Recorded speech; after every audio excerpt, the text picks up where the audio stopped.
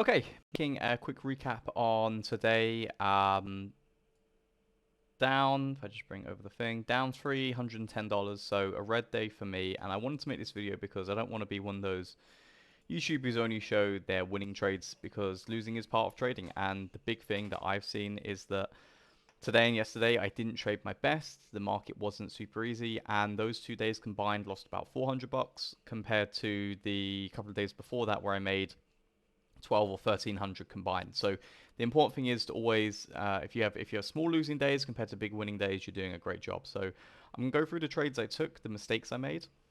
So coming into today, we had a massive move yesterday after the announcement during midday, and this morning we had a huge run up during pre-market. And on the daily chart, if I just bring that over real quick, we have had an absolute tear, and we actually found ourselves in a bit of a weird situation where we opened today. Let me just double check where we opened. We opened at 9:30, at 14,930. So we opened all the way up here.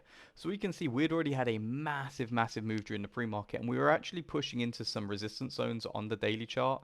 We had this high here at sort of like 14,950. We also had the 50 EMA on the daily at around about 15,000, and of course 15,000 being a massive psychological number. So I was aware that we might not have that much room to the upside, so I was hoping more for some selling because we didn't have many clear conflict zones below. So that was my hope. I was like, hey, if we can catch a move lower, we're looking really good. The zones I had drawn out, I'll put one at 1500 as well. The only zones I really had drawn out were the pre-market high, and then after we set this initial sort of chop area at the open, I was then just looking at, well, we've got this area here, this sort of like support area here, and they were my only two conflict zones. So I actually went in today thinking it'd be a very nice day of trading. Fortunately, it didn't really turn out that way. The first trade I took was this one. This is a confirmation trade for me. Confirmation trades are essentially, they're higher risk trades. They're the ones that I go, if we think of, actually I'll bring over this chart right here. So this is sort of like my strategy in a nutshell. You can see that when we have conflicts coming into these conflicts areas, I'm not taking trades. Once we get out that conflicts area, that first retest, depending on where it is, sometimes you don't get a retest. You just go straight into a clear, easy uptrend, and you're saying, okay, fine. Sometimes we begin holding the 50 EMA within the conflict zone, in which case, obviously, I'm not going to take a trade in the conflict zone. But if we do get a bit of a push and we pull back and we reject the previous area of resistance, and you can see here, this is almost exactly that area of resistance, then I do like to try to catch these moves. And the reason for that is you will find that although they don't work as often because they are closer to conflict, when they do work, they tend to give you bigger moves. So I define confirmation trades as the first move that essentially confirms which side has won. So we have a breakdown here, and then on this pullback in here, if this continues lower, this is our confirmation that it's going to move lower, so therefore this would be a confirmation trade for me. I actually was a little bit late to this, so put in a limit order rather than using a stop order, but I got filled at 14,895. I took my first half position out because when I take these, because I'm looking for that bigger move, I will take two positions. I got one out for 10 points, and then the other one I kind of screwed up on. Normally I would target at 3R, which in this instance would be around about 33 points, but I took it off here. It just wasn't really doing what I was looking for. Something I want to get better at, but I took it out, and in the end it would have come back. So I made a mistake there, but made an additional 15 points. So kind of worked out. The only thing is, because I took it off, I then took this short here, which obviously didn't work. And this trade is absolutely fine. It's completely legitimate. We've had a clear break, the confirmation. We're now downtrending. We've had a very clean pullback to our moving average. The only thing is, this is only 4 candles of pullback, and when I've looked back over charts, 4 candles is really the absolute minimum, and ideally I'd have 5. So it's not the cleanest flag ever, but it was probably just about acceptable. But I probably shouldn't have even been looking at this because I should have still been in my short from here and just looking to capture the rest of that. So these two trades combined, I think I made a total of about 14 points on, which is just under $300. We then had this push back into our conflict zone and we held the 50 EMA. This is that situation I was saying where we've got a confirmation flag here, but we're holding the 50 EMA below the level. So this is definitely not somewhere I personally would trade. It is something that, you could take this as a quote unquote hard money trade where the win percentage is going to be pretty low. It's probably not a massive edge. So, who knows? But you could say, okay, I'm looking to get in a position here, anticipating that we're going to make a move back to the highs or maybe back to 1500. So you could argue that, hey, this is actually a really good spot to get in for a longer term position. We've tried to take out the lows, it's failed, it's now holding higher lows. You could get in around like 14,905, risk maybe 10, 15 points, and be looking to make close to 100 points if we get up to 1500. Not the sort of trade I like to take, but potential maybe. Next two trades I took were in here. So this is, we've now had that confirmation. We're pushing higher, so I'm now looking to go long. And my next trade was a little bit of a mistake. I used my trend line not the best. And it's kind of like, this is sort of like a bit of a gray zone. What line, what trend line do you use? I end up going long here at 14,923.25, just risking to lower this candle kind of. And I was very wary of this because I knew that this wasn't the true flag. And if you were to go to a 1 minute, it would probably be very, very early on. So I wasn't in love with it. I also felt like we bought a bit too high. Stopped out, took a loss. I redrew my trend line in the more correct place and then took it in here. I don't think this was maybe a massive mistake, but one that I could have potentially avoided. This one was clear as day. Really good entry here at 925.50. And I got out of this just as we pushed into these highs. So made up for the loss there. So after these few trades, I was still up about 13, 14 points, I think. Still close to $300. I then possibly missed a trade. We had this flag here. I didn't take it because we were right at high of day. So we've come into high of day, we've taken it out, and we've come back. And for me, I noticed we were holding the 50, and I was like, okay, this is kind of a confirmation trade. I just didn't like that my entry was pretty much at that resistance area, so I decided to skip it. It was probably a legitimate trade. If I had taken it, I'd have taken two because it would have been a confirmation trade. I'd have got one out on this push here, and then taken the rest out for scratch. So possibly a missed opportunity there, but not a horrible one.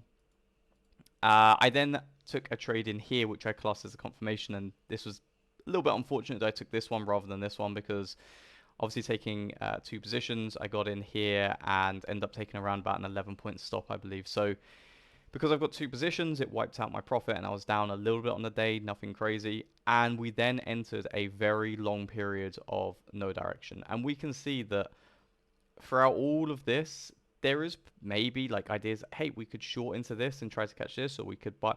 The problem I have with trading this is we're at a major conflict zone, which means both sides are pretty much coming in with full force. I would say that today there is Apple earnings after the close, so it maybe we're waiting for that. The fact we were coming into that key area on the daily chart, the fact that we kind of already had a massive move pre-market and we're feeling a little bit extended, if anything, might suggest that buyers are going to struggle to really get momentum. All of that combined felt like it just wasn't very directional. I did end up caving in and making my big mistake of the day and taking a short in here. And I also went in assuming it's a confirmation trade.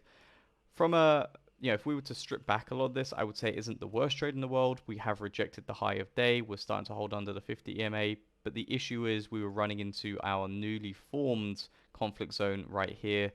So I was essentially shorting right at a support level. So this is a horrible trade. It's a big mistake. It cost me around about $360, I think, and I'm down 310. So I don't take this one dumb trade, and I'm pretty much break even after commission. So it just goes to show on tough days, taking one bad trade can completely throw your day off. It can take you from being slightly green, slightly red to pretty big red. So in tough conditions, it's best just to hold back and wait.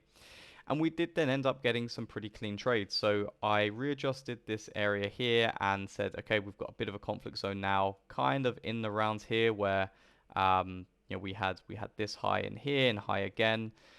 And I ended up taking a long here. And there was potential to take a long here, but again, it just felt very similar to this, where it was like I'd be going long right into a resistance zone, so I didn't take it. But here we had a very clean confirmation trade. We got over those highs and we had our trend line. We pulled back. We held above the 50 EMA area. We held above the high. So I took a confirmation trade in here. Again, say lower win percentage or higher risk trades. These are riskiest trades I take. I got in at 74.25. I took half the position off for about 7 points. It wasn't very much, very big of a move. And again, the rest I actually got out a bit earlier. Moved my stop once we had this, long period of chop. I, got in the trade at 128, and it was a solid like 25 minutes after that we'd chopped around for a bit. So that was when I stopped out. Obviously, stopped out just before we ended up going towards our target, which would have been 14,996.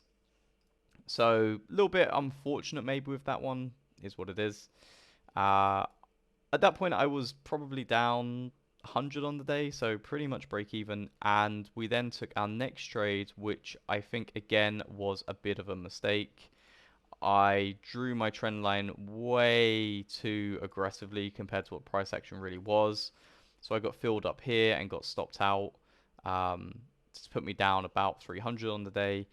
And in the end, I'd have probably got in on this anyway here. So I'd have taken the same trade. I might not have had quite as much risk. I'd have probably got in at like 14,993 and would have only risked about 9 points. So the result was the same, but it wasn't the best trade. And then the final trade I took on the day was this long here. I got in once we've had this holding again the 50 EMA area, nice pullback, and it was very, very choppy. Once we had tested, come up into this sort of like 96, 97 area, I really wanted to, potentially just take it off and lock in the 6, 7 points, but I knew that if we could take out 1500, we would probably get a very quick 5 to 10 point move, which we did get later on. So I was giving it a chance for that. I moved my stop to pretty much break even, about $1.50 risk on it, and I got stopped out before the move. And after that, I decided that, you know what, this area is too much of a conflict. We're getting close to the end of the day, so no trades. The key here is to really recognize that throughout the day, there weren't very many clean pullbacks at all. There wasn't very much direction.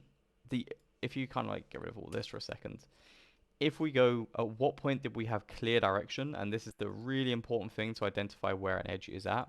Here we had clear direction, and then in here we had clear direction, and then after that we had nothing. So if you're trying to, I guess we also had the bearish direction here. So if you're trying to, trade with direction, it's really important to identify when you have direction. I use conflict zones and go, once we have cleared a conflict zone, I believe we have direction. So, in this instance, we cleared this conflict zone.